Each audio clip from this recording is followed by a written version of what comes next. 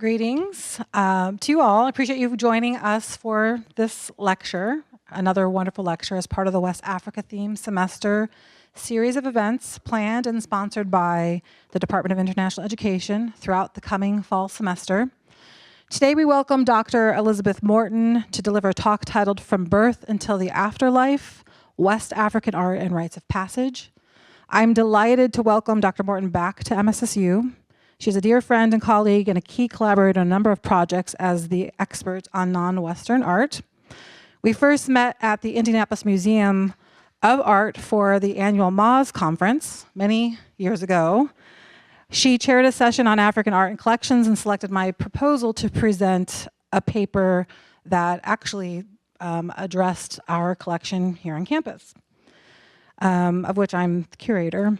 We have been on an amazing human and scholarly journey ever since. Dr. Morton is an associate professor of art history at Wabash College and is the guest curator for our current exhibition within the Cragen Art Gallery titled Echoes of the Ancestors, Art at the Heart of West Africa, Select Works from the MSSU African Art Collection. Dr. Morton has many years of curatorial experience, including dozens of exhibitions at the National Museum and Art Gallery in Botswana, where she worked for 4 years through the Swedish International Development Authority. She curated the Dimensions of Power, the reinstallation of African art at the Snipe Museum at the University of Notre Dame, and the reinstallation of the Idle-Jorg suite of African and oceanic art objects of oceanic art and dynasty and divinity at the Indianapolis Museum of Art at Newfields. In 2022 to 23, she served as a consulting curator for the Indianapolis Museum of Art, advising on repatriation and restitution, collaboration and reinterpretation of its African collection.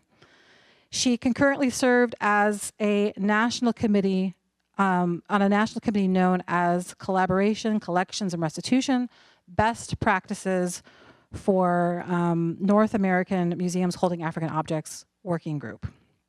As a professor of art history at Wabash College, Dr. Morton has taught many courses on modern and contemporary global art, museum studies, and related theme-based curriculum.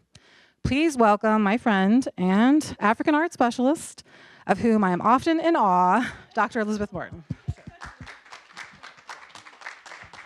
So, I do want to emphasize this.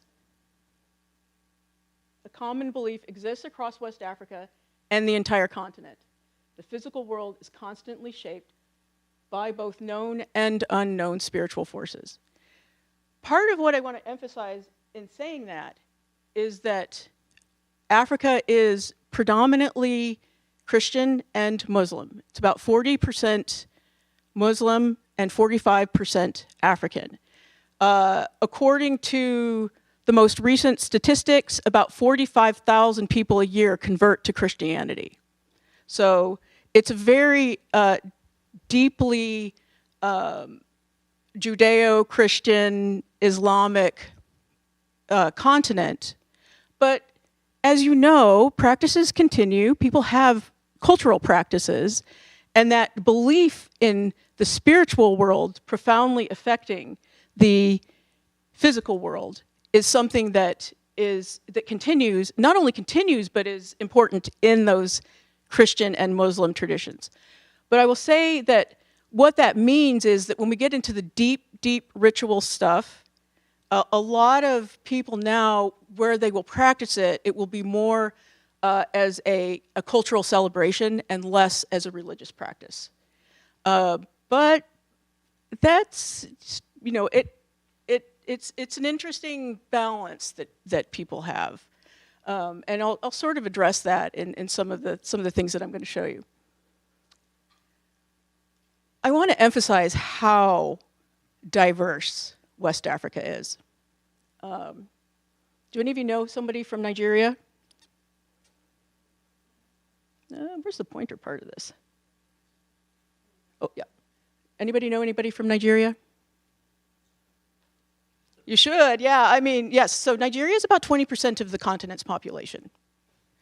That has to do with a long history of urbanization. The traditional cultures are deeply urban, and so all kinds of social practices and organization allowed for that.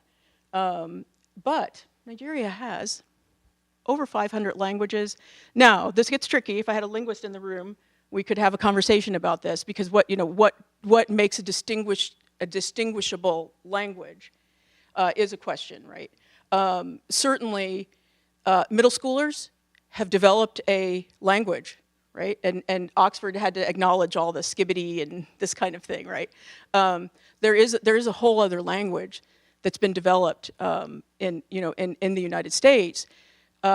Is it a really true language? For now it's a bit of a dialect. It's a bit of an offshoot, and it's not a complete language.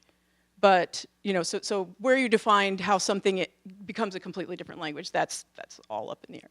But that's about half of the languages of Africa. But some people estimate that there are as many as 3,000 in the entire continent. All right. So, but again, despite all the languages, diverse languages and cultures, there are notable similarities in how objects we now term African art were traditionally used. Almost all things visual were created and used for purposes connected to deeper ritualistic meaning. And that includes clothing and jewelry. So what I'm going to talk to you about today are rites of passage. Rites of passage are really important, and they're important in our society too. I would say that one of the biggest rites of passage, I was following Dr. Bentley, and she's got the student learner sign on her car. That's one of the most important rites of passages in the United States. And one thing that's really true about most rites of passage, they're usually dangerous, whether we acknowledge it or not. That is the most dangerous time in a teenage boy's life, between 16 and 25. And I think for women, it's like between 16 and 21, right? So we do have rites of passage. Certainly motherhood is a very dangerous rite of passage. Again, you just need to look at statistics for that, right? It's and that time of passage into motherhood, in most African cultures, the child isn't considered fully born until the mother and child are alive for 3 months. So this is one of those things that becomes interesting in transference of leadership. There's some really famous cases throughout West Africa where the mother died before the child turned 3 months, and then there were battles for leadership, if that makes sense. Yeah. So in all of these, and okay, marriage is probably the one that has the least. Does it have the least risk? I'm not so sure that it does. The marriage is a sort of unique thing in and of its own. And then there's elderhood and death. Now when we get to the point of death, the idea of ancestors with us, right, especially recently departed, is very strong. And again, I don't think that that's so different, but we're more private about that. I know that there's enough of you in this room that somebody here has had somebody pass who was very close to them, and you feel their presence. You feel things, you feel like they're still with you. And there are formal practices about that, around that sort of feeling of the ancestors being with you in Africa. And again, that transfers into Christianity, especially as a saint, right? Especially with the really powerful folks. All right. Oh, just a note on West Africa. So this is the map of Africa, the entire continent, which, by the way, is very, very big. It's always deceiving on maps. If you go to the gallery and see the African art show, you'll see that if you watch the videos, there's one that shows the size of Africa. You can fit 4 continental United States into the map of Africa. And the area that we're talking about as West Africa is this area. Now, here, right along here, I'm going to outline here. Does anybody know what's there? What is here? Yep. Desert, and what desert? Sahara Desert, the Sahara Desert. So what you find, there are actually a lot of people who are itinerant, so they So they move around, nomadic people. So there are a lot of people that will move around in that desert area, and a lot of similar practice. So you do find that there's some North African and West African practices that are really similar. And then there are people, especially along, well, I mean, they were made by Europeans. So some of these borders don't reflect the tribal affiliations, cultural affiliations, the linguistic affiliations. So a lot of times things will sort of cross especially between Nigeria and Cameroon, especially along the coast. All right. In terms of life transitions, they're crucial to the well-being of society. And formal rites and ceremonies often mark passages into new life stages. All right, well, let's look at what that means. All right, motherhood. Motherhood is exceedingly important in Africa. It is not as much of a personal choice as it is a social necessity.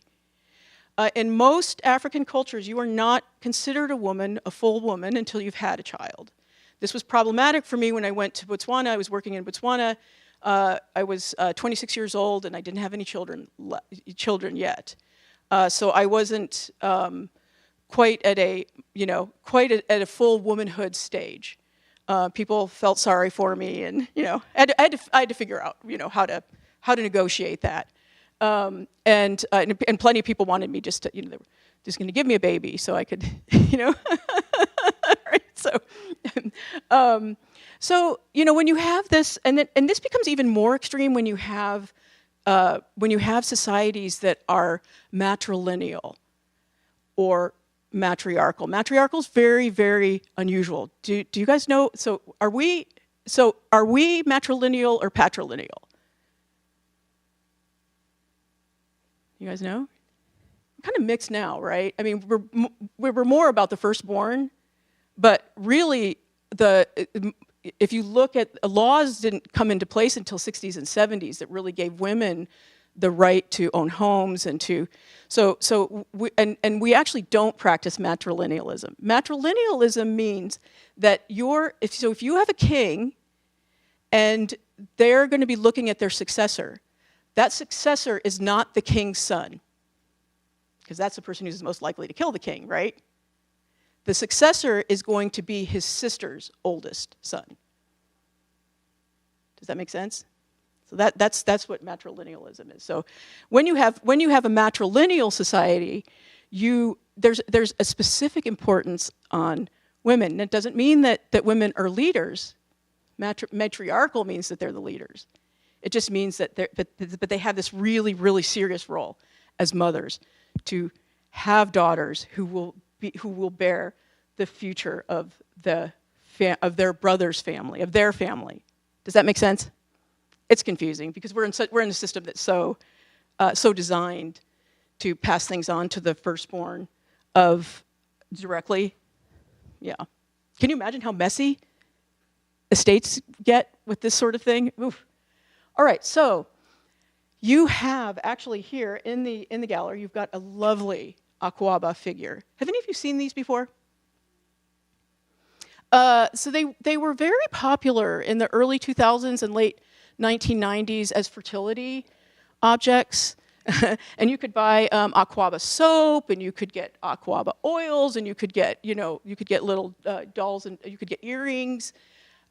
So this is for people in Ghana, Asante people. We're going to look at them, and we're going to look at the way that they use gold and look at kingship. But women, when they have trouble having a baby, they go through a process where they have a preformed baby made, and they care for that doll. It's a doll, looks like a doll, right? So they care for this doll like it's a real baby. And I love this picture. This is just a wonderful picture, showing that she's carrying it around. She's going to prepare food. She'll sing to it. She'll put it. It's kind of like those things that you do in high school and middle school where you have to have the fake baby. Yeah. But what's really interesting is, can you guys see the gender? They're always gendered, and they're always a little hard to see the gender on this one. Yeah? It's female. Yeah, absolutely. Yes. So there are always little nubs here. There are other things. This is actually considered a beautiful female, so you want a beautiful girl. Round face, very round face. This is very highly valued, and beauty is culturally defined and historically defined. It changes all the time. Our standards of beauty, especially feminine beauty, it's different. It changes with men too, right? You think about the big bulky man or the thin, the really thin sort of goth-like rock star singer. They're very different kind of ideas of what good looking is. But in this case, among the people of Ghana, and this is true in some other places, this super round face, very, very round face. You want a round face. And one of the things, if you ever meet anybody from West Africa, and if you meet a woman who you can see she's beautiful, and she carries herself, she knows she's beautiful, you will often see that she's got lovely, very regular rings in the neck. It's something that's very desirable in a lot of cultures for women in West Africa. So what happens is the woman will carry, will take care of this. She's consulted a specialist, and then when she does get pregnant and she has that baby and that baby survives, then she brings that baby to an altar, that baby doll, because once the real baby's there, this object has served its purpose. And so one of the things I love about those ending up in altars or ending up in collections like the one that's here in the collection is that is a representation of a baby that was wanted and that came and that's there and has taken the place of that doll. So it's kind of a lovely thing, isn't it? Truly. So you think about that when you go see that. All right, so, and I'm going to talk to you about a special case of motherhood, but I'll talk through a few other things. So the most important rite of passage that happens, and again, the most dangerous rite of passage is moving from childhood into adulthood. And again, for us, it's driving. It's other things too. Military, as soon as you turn 18, most of you were still in high school and still living at home when you were able to be in the military, right? So these dangerous moments, where you become an adult, even college. College is really set up for you to become an adult. It's a rite of passage in America, and there's a lot of people make some mistakes, when they're in college. So this transition into adulthood in many cultures in Africa, so it's very different between men and women. So for women, those transitions are very secretive. There are very few people who've witnessed those transitions. There are some very formal moments in some cultures. There are other times when it's more of a sort of social circle, but you'll be getting the same kind of lessons. I had my firstborn son when I was living in Botswana, and it was a really interesting experience because there's a community of women around who've all raised their baby the same way. And they are there to help you with everything, And so a lot of the problems that we suffer, how do I sleep at night with this baby? All right, who's going to do this? Who's going to do that? What do I do when they cry? This and that. It's not even a question because there's a whole community and a set of practices that has gone on for a long time, and people are sharing that with you. So sometimes that's informal with women. With men, it's always formal. In West Africa especially, most of the time it's going to also involve circumcision. So that will involve, and so these are young adults, teenagers, who will go through a circumcision process as well. Nowadays, a lot of times that will happen in clinics. So it's done as a medical procedure, but they'll still do ceremonies around it. But there's still some traditional. In the traditional thing, you go out in the bush, and it's a pretty it's a pretty harrowing experience. But one of the things that's really interesting, when boys come back as men, they are changed. And while they are going through that circumcision process, they're going through a lot of rituals. They're being taught by their elders. They're also having visits by masks who will come, masks, and I'll talk to you about what that means. So they'll have visits by masks who will be giving lessons about society, about history, about religion, about belief, and those masks themselves, so people dressed as in a masquerade, in a full body masquerade, will be part of that process. So you have a lot of masks in the collection here that are related to that practice. All right, so you actually have a beautiful mask here in the collection, and this is it right here. So this is called a maiden mask. So there are, and the maidens are, they're sort of ideal women, and the one thing that's really important is, even if the mask is portraying a woman, in almost every place, I'm going to show you an exception, but in almost every place in Africa, they are danced by men. So it's men that control these masks. So men control the society in almost all parts of West Africa. Again, with one very big and interesting exception. So there's a man here. This is actually an old photograph, and a mask will have an attendant, because when someone is dressed in this full body mask, they're not themselves. They have embodied the actual spirit of that mask. It's not possession, but it's more channeling. There'll be different languages. There'll be people and there are people that help in the process. I love this photograph, actually. Got to go back. So I wanted to. Can we just run the video? So the video you'll see is not of, again, it's very unusual to get an actual image of a. This is good, yeah. All right, help you. It's a bit grainy, but okay. So do you see the female mask? So he's wearing the beautiful maiden mask, and he's. This is a man, you can see that, and he's exaggerating these female movements. Yeah, I love that one, yeah. The hand signals, when you see hand signals like that, those are almost always secret languages. Yeah. So there's a mask language that he's...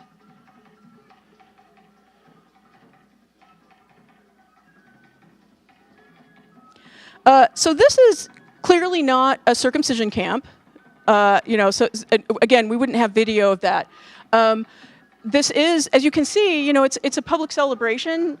But do you notice something missing in the crowd?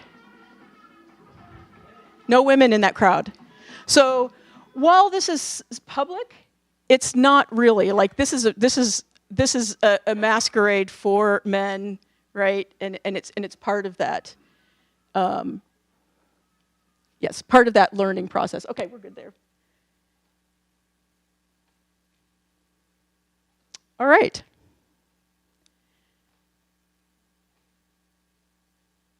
Can you give me? There we go. All right, and I said there is an exception of initiation into adulthood that involves just women, and this is in Liberia, Sierra Leone, Cote d'Ivoire, and Guinea is where this practice takes place, right along in this border. And of course, the missionary that donated had been working to the collection here. It's a really interesting group of objects. Was working in Liberia. In this society is matrilineal and matriarchal. Women rule. This is extremely unusual. Now, a lot anthropological history suggests that at one point, almost all of Africa was matriarchal and matrilineal. And in most tales of ownership of culture and history, men stole the mask from the women. And there are a lot of interesting things about how a pregnant woman is a mask. She's a living mask. She's actually got a being in her, and that her power is already naturally so much stronger that men grab this. But this is one of those unusual situations. And so one of the things that's really lovely, and so if you see these masks, they portray, again, a beautiful woman, and there's different standards of beauty, but you notice the rings on the neck? That's part of the beauty. An elaborate hairstyle. I love these, I love the hairstyles here. So elaborate braids, very tiny, fine features, and this really dark, shiny, even blackness. Even toned skin that's shiny is sort of healthy and beautiful. One of the things that's really interesting about this mask too is that they are, in terms of their symbolism, they represent the chrysalis phase of a caterpillar, which is, of course, the most dangerous part. It's the most dangerous time for that creature because they're growing. They're growing inside that chrysalis. They have no defense, and when they come out, they're a butterfly, right? So this idea that this mask stands actually for that rite of passage, for the actual event of turning into a woman is wonderful. One of the things that is awesome is that we have this. This is from the 1950s, maybe a little bit earlier, but this is an actual initiation process. So you see this mask. Now, that mask, as you can see, that's being danced by a man, but women can dance that too. Those are the initiates. These are the women that are becoming women, and then these are likely that there's some that are women and men. So these are the initiates. They're covered in the clay that they have on them, especially around the eyes. It's for spiritual protection, and we'll talk a bit about the evil eye in a minute.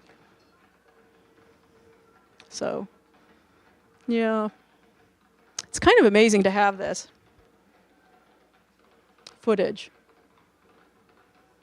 And again, you notice that there are women in the crowd as well with those masks, and you saw that was missing in the previous mask experience. All right. Okay, so I'm going to talk to you about a special case of rites of passage in childhood, and the reason I'm going to talk to you about this is because you have one of these objects, and it's actually really quite lovely. That object. This is the opposite of the Akwaba. This is a sad story. So the Yoruba people who live in Nigeria, they're one of the large tribes in Nigeria. Well, actually, not tribe. They're a kingship, and they've got multiple kings. So they have different people within and different languages within the Yoruba kingships. But they have the highest rate of twin birthing on the planet. It's not well understood. It's been studied a lot. It's a natural that natural twin birthing is they can't explain it.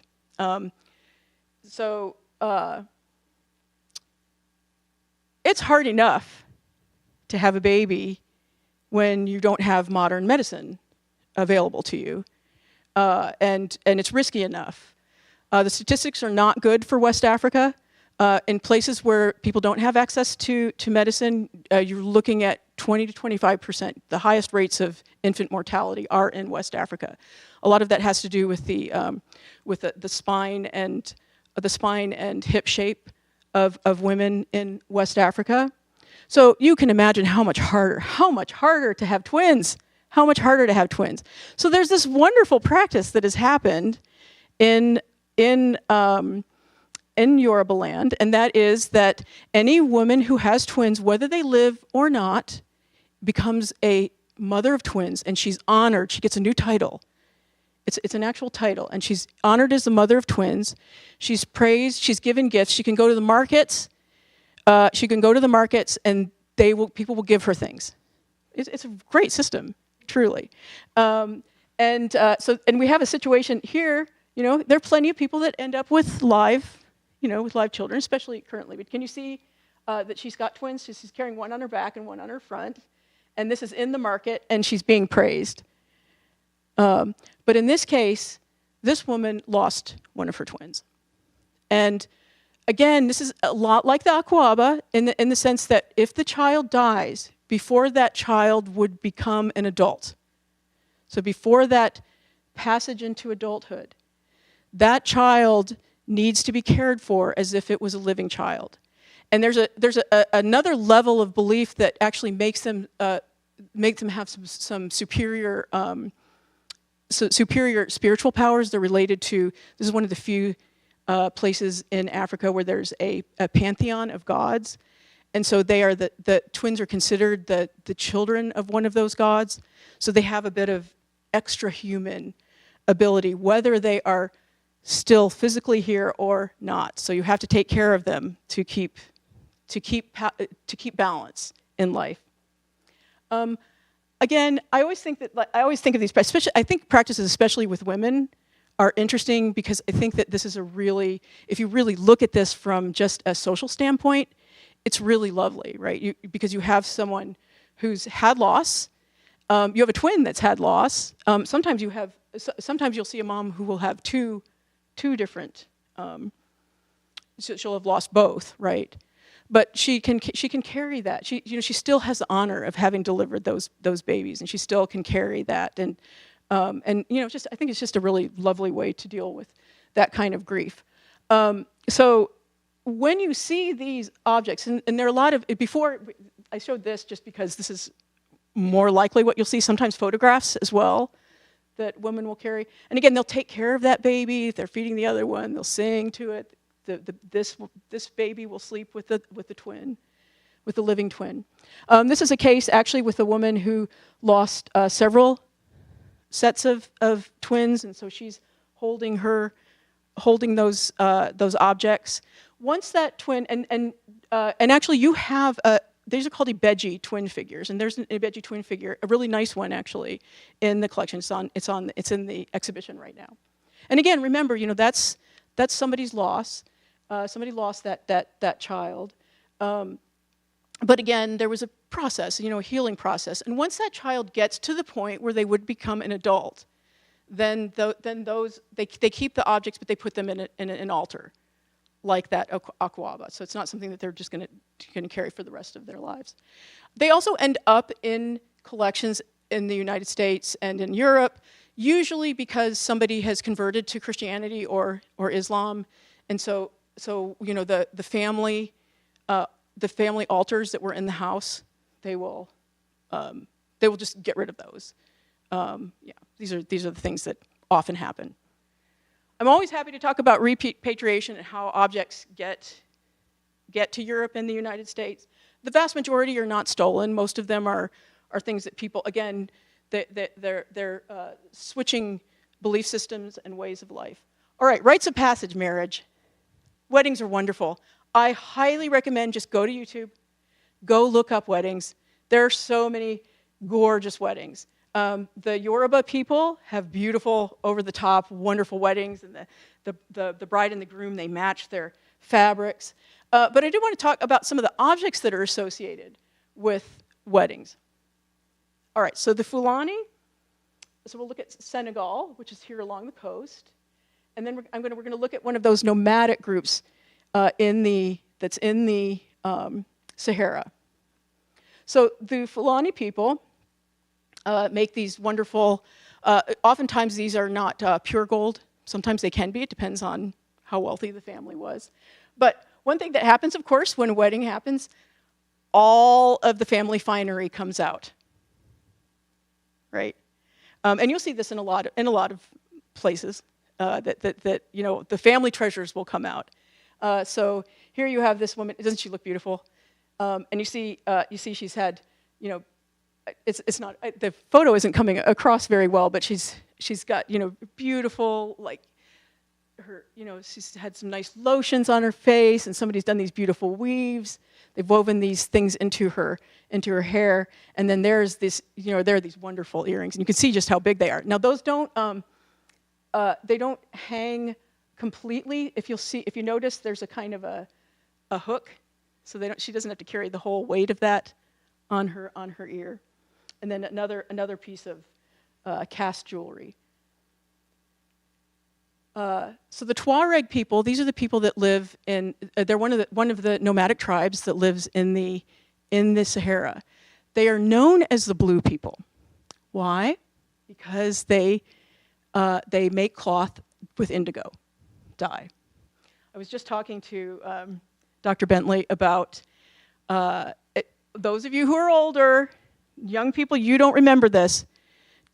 Older folks, do you remember that we never could put our jeans in with other clothes?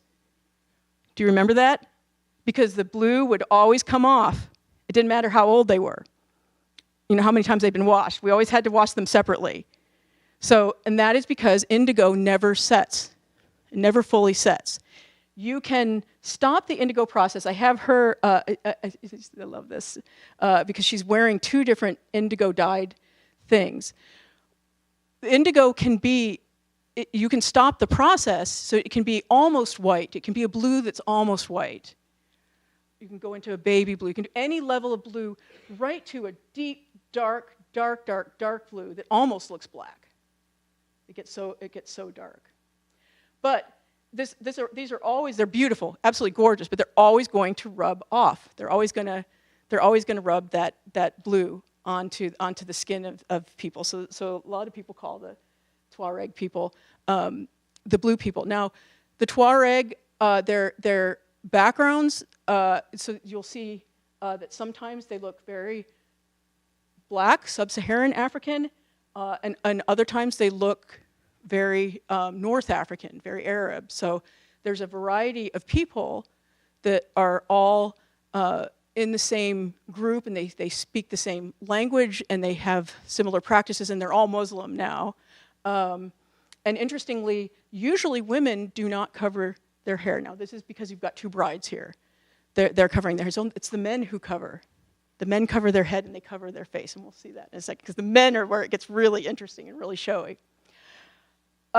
So, henna, I'm guessing that you guys have seen some henna, and there are different places around the world where people put henna designs. They're kind of a temporary tattoo, and there'll be elaborate henna designs for weddings, for marriages, and not just for the bride, but for the bridal party as well. In this case, in the case of the Tuareg, and other people, they often will put the henna on the face of the bride, and this goes back to a really old belief that is very common in Eastern Europe. It's very common it's very common, especially along the Mediterranean basin and in the Arab world, and that is the concept of the evil eye. Have you heard of this concept of the evil eye? So yes, so this idea that there are, so of course in Arab world, a lot of times it's jinn, it's the D-J-I-N-N, jinn, the genies, right? The idea that there's like people that aren't really people, that they look like people, but they're genies and they can curse you. But in this belief system, the eyes, you know how we say the eyes are the window to the soul? Like eyes are where you can attack somebody, you know, that's where you attack their real person, right? And so you have practices, especially when someone's in a vulnerable state. You want somebody to be distracted. You don't want somebody looking directly at her eyes. You want her, you do all these beautiful things around the face so that you're not actually ever looking at the eyes. When you see that, that's usually the case. All right, so got to talk about the men with these. The men, they have a very elaborate. How long, do I need to finish by noon? Okay, yeah, I will. The men are very elaborate, and they ride dromedary camels. There's different breeds of camels. Dromedaries are the ones that are all like, they have the kind of they have a kind of poofy chin, and they're kind of goofy. They're kind of like the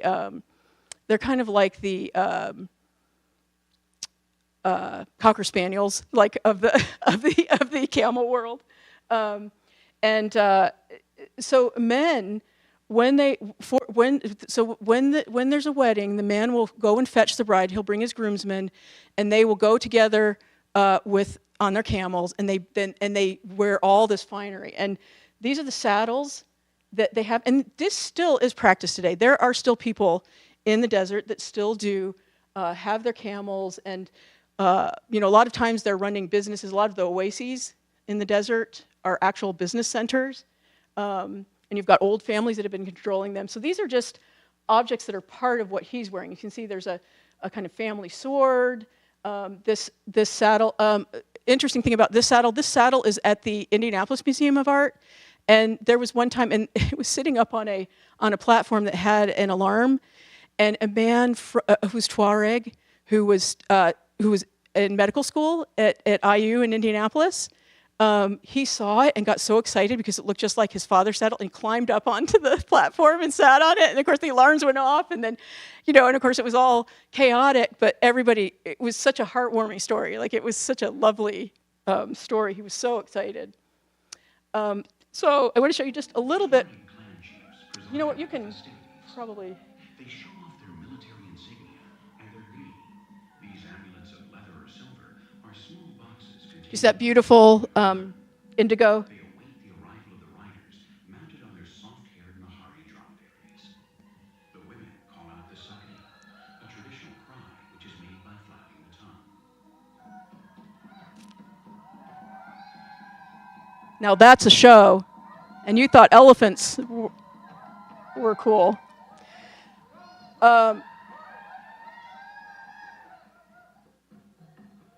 Okay, so usually the groom is going to be the one who's on the tallest. He'll have a kind of lift on his saddle, and usually his best man is going to be in white. So I'm assuming that would be this guy. He's got a white robe, and they'll go and fetch the bride. So this isn't the full. This is like many weddings. Many wedding traditions have long processes. We've got ours just down to the rehearsal dinner and the wedding. But a lot of times you have week-long, 2-week-long, 3-week-long, sometimes even longer. All right, so let's talk about gold.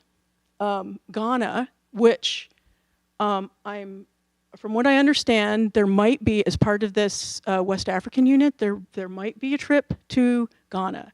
I highly recommend that you take an opportunity to do that if you can. That will be coming up this summer. So in Ghana, one of the most famous groups of people are the Ashanti people. Now, Ghana used to be called the Gold Coast for good reason. This is a place where there were shallow mines for gold. The big gold producing place right now is South Africa, but you're looking at having to go miles sometimes into the ground. So these are shallow areas of gold, and there's an entire tradition around gold among the Ashanti people. And I am bringing this to your attention because one of the best objects in this collection, in fact, one of the treasures, is an object that's related to gold. So this is really important. And again, I do want to emphasize, among the Asante, almost all of the Asante are Christian, including the king. But they still hold certain practices. So, in Asante thought, gold is considered an earthly counterpart to the sun and the physical manifestation of life's vital force, or Kra. In other words, it is the soul. So gold is a sort of representation of the human soul, of that life force within a person. Kra, anybody know what the capital of Ghana is? Exactly, Accra. You've learned something. The capital of Ghana has Kra, which is the meaning of that deep spiritual meaning of gold. All right, so there's a special kind of transition that happens with kings. And West Africa has divine kingships. And these are areas that become interesting to us, right? Certainly, I don't know if any of you ever follow with the English royal family, but even though we're anti-royalists, right? As a country, we're supposed to be anti-royalists. We're still fascinated by it, aren't we? One of the things that's really interesting, when Charles became king, there's a moment that is not shown to the public. It cannot be shown to the public. Queen Elizabeth was the first queen that had her coronation on TV, on live TV. But the problem is that there's one point in that ceremony where she is no longer a human. She becomes a semi-deity. She becomes something superhuman. Did you guys know that? It's a moment, and it's an ancient process, and the archbishop does the ceremony. In both of the coronations, they turn the cameras off, and this is because it's a private moment, where both King Charles and Queen Elizabeth, so we know of this, but the kings, all the kings and queens before them would have gone through this process. But there is a moment where they go through what is now a Christian practice, right? And they have oil that's put on them, and at that moment, they're no longer human, right? I know that this is hard to write, but you hear people talk about the blood, right? The royal blood, like there's something more than just physical there, right? So when you talk about divine kingship, in a divine king practice, once that king becomes king, in that ceremony of becoming king in divine king practices, they are no longer themselves. They are, oftentimes their family will throw a funeral. The mother of the king is usually separated. She's also honored as the mother of the king, but she usually goes to a different place and they don't interact. Sometimes never, sometimes just very little. And in this case, in the case of the Asante, we've had the wonderful experience of being able to see on international TV the coronation of the king, which is a long process, not the actual ritual ceremony. There is one photograph of a king in Cameroon. Cameroon is slightly out of West Africa, but shares practices. But there's a really interesting image where a king is touching the sculpture of the other king, and at that very moment, and there's a mask standing right behind him, and at that moment, he's becoming superhuman. Yeah, it's very Marvel. I've always thought that there's a really great Marvel world beyond the Black Panther that can be gained from all of this. Well, of course, if gold is the symbol of the soul of the people, then the king absolutely needs to have the most gold, right? Because he is the soul of the people. At any ritual occasion, all the gold is going to come out. And all families have gold, all members of the royal family have gold that belongs to the royal family. It's like the crown jewels in England, those come out, they're kept away, but they come out for certain circumstances. All right, and this is, and the gold practices are wonderful. Now, a lot of these are just covered in gold, so they're gilded. Sometimes they're solid gold too. This is an important person who is a member of one of the most important members of the royal court, and they always know them by these discs. Those are always solid gold. And they are the people that wash the soul of the kingdom. And they have to keep an eye on the king and make sure he's following process, being a moral guy. You have a wonderful, I'm sure that many of you recognize this type of fabric. It really has come to stand for Africa in many ways. This is made in Ghana. The Ashanti people make this. Those patterns all have meaning. They all have meaning. And a lot of these patterns are specifically for particular leadership families, and they can't be worn by anybody else. There's actually a lot of patterns that can only be worn by the king. When Clinton went to visit Ghana, they gave him a royal Ashanti kente cloth. It was a royal cloth, only able to be worn by the king. So that was very interesting. It was a very strong statement on behalf of the king. The kente cloth that you have here is made from silk, which means it's old, and it's royal, and it's pretty rare. It's actually hard to get a silk one. Nowadays, they're made from cotton. So this is the king. He's being carried out. He's the high king. This is the royal court. Can you see like this huge assembly? These are talking drums in the back, and he's got the state gold. If we had the larger video, you would see that what rides beside him is a complete solid stool made out of solid gold. That is a replacement of a stool when colonization happened, when the British took over and they dethroned kings. The way that they would dethrone them is they would take the most important symbolic objects. And so the Ashanti people knew that the British were going to try to get that solid gold royal stool, and they buried it, and they've never been able to find the original stool. So it's still, if you want to talk about the treasure hunt, yeah, that is still out there.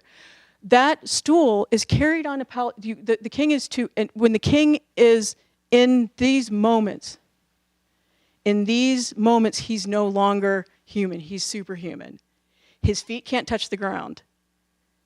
He's got to be carried around. There are all kinds of ceremonies, but the stool itself is being carried around on a paladin just like he is, which we would see if we had the video. Sorry about that. All right. I do want to finish. I'm going to finish with one thing, which is to talk about the final rite of passage, which is the rite of passage of death. There's how am I forgetting his name?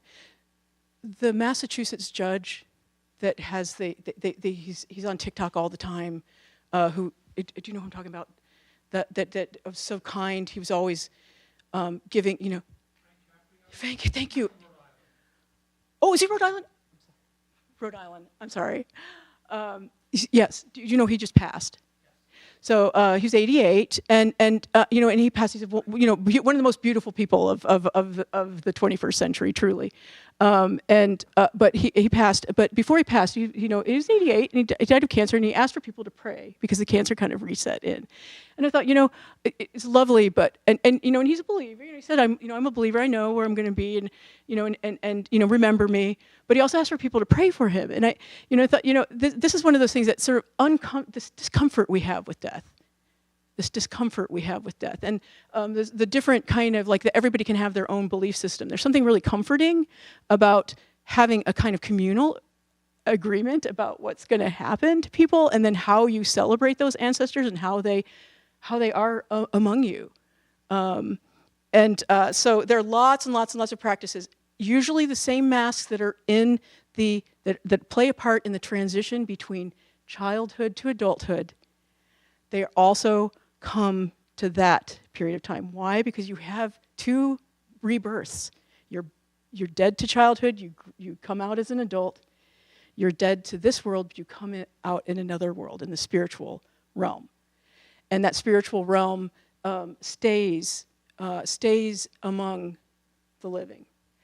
One of the most interesting practices is in Mali, among the Dogon people. They're highly studied. And what they have a festival that happens every certain number of years. It's very expensive. People will gather from the entire community. It takes years to be able to put it together. It will be a festival where all the young men who haven't been circumcised will go through their circumcision. They will become adults. Now this is really lousy if you've had to wait 20 years. You may be getting circumcised as a 34-year-old right next to a 10-year-old. It's not uncommon. All of the community masks come out. And all of the masks that come out, and there's beautiful, like really cool ceremonies. And they do these, like if you go to visit the Dogon, they do them for show for people as well. But during during these long funeral celebrations, they have masks that represent the primordial world. So they have like Adam and Eve. They have a great ancestor with this that's so high. This mask is so high that the person who dances with it has to actually lean back and touch the back of the ground. They have to train for years. If you try to do that, it's so heavy you would break your neck if you tried to do that. So it's like an NFL star. The NFL guys have got to, especially the linemen, they've got to. All football players have to work on their neck muscles, right? So that they're strong enough to take that. So part of this community will be animals. There are all these like. The Aesop's fables, how we have the tortoise and the hare, and we have these, the frog and the scorpion. Most places have lessons that you learn in life through those animals. You also have a melange of people that are represented in those masks. And what's interesting is a lot of the masking collections that will come out during funerals will include colonial officers or colonial officers' wives. So they're really interesting because they've been part of the community in the past, sometimes other people who are traders. And in fact, what you're going to see at the very beginning of this is that these guys on stilts are going to be dressed as, they're dressed as females, but those women that they're representing are actually female traders that used to come through the desert. They're not Dogon, but they're female traders that would carry things around the desert from other people. During this funeral ceremony, what happens is, through the process, and with all of the community coming out, the point of it is to carry all those spirits of the dead that have died since the last ceremony, that they need to leave the village, they need to go permanently live in the spiritual world. So, you don't want somebody hanging around too long. We all know that from our ghost stories, right? Never too good to have anybody hanging around too long. They need to move on. So that's the whole point of this. Isn't that gorgeous? It's a nice way to finish.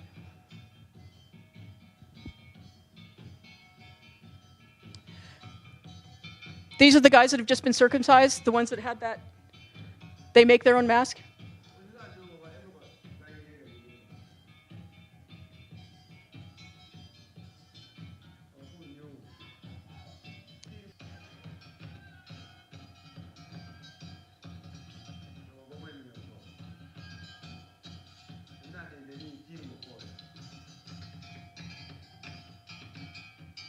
Those are the initiates.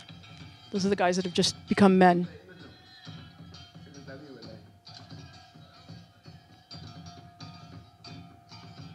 A rabbit.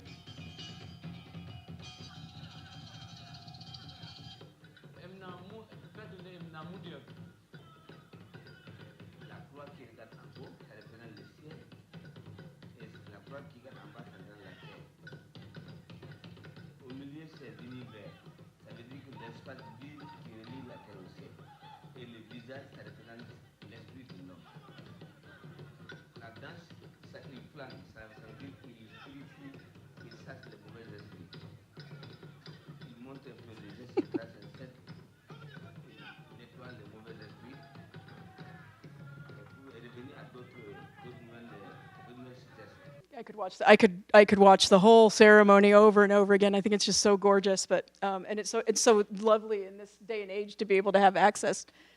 I mean, as a woman, I wouldn't be able to go and watch that as a ceremony. I can watch it as a performance, but I wouldn't be able to watch that. That's an actual Dhamma event, which is the funeral and rite of passage for young boys. So. All right, well, this is a good place to end, and with a beautiful mask performance. So.